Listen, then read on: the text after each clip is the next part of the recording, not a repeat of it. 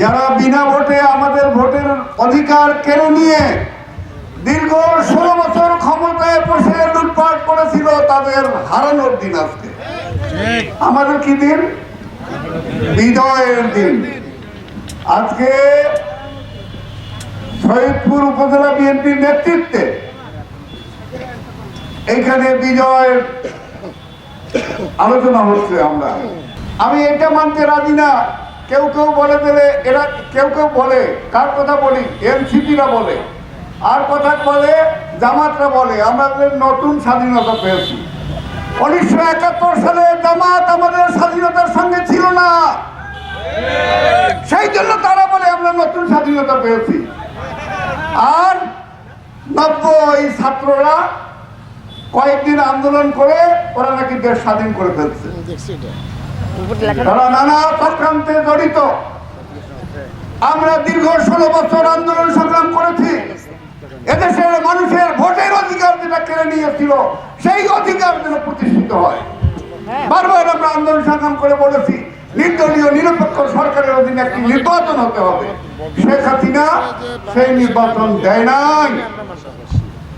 সেই আন্দোলনের ফসল 5ই আগস্ট ছাত্র জনতা গণ অভ্যুত্থান করে আমরা শেখ হাসিনা সহ তার দোসররা সবাই পালিয়ে গেছে।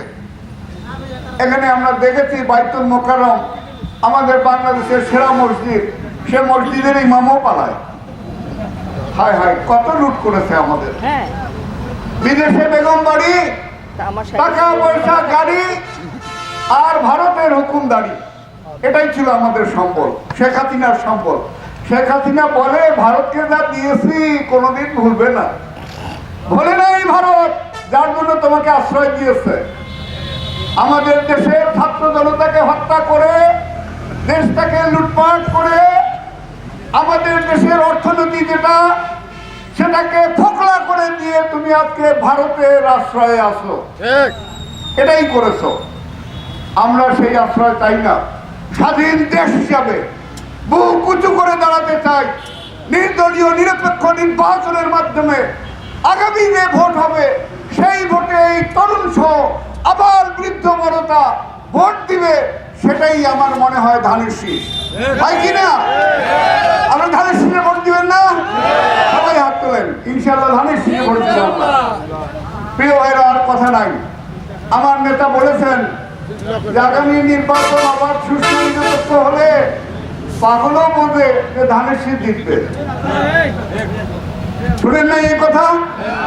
তাহলে আমরা জিতবো। আমরা জিতবো।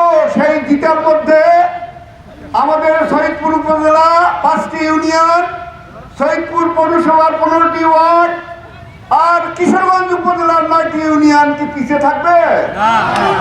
নিশ্চয়ই থাকবে না। আমরা শহীদপুরের মুখ হিসাবে আমি এইটুকু বলতে চাই, অতীতে আমরা কামারপুকুরে কাজ করেছি।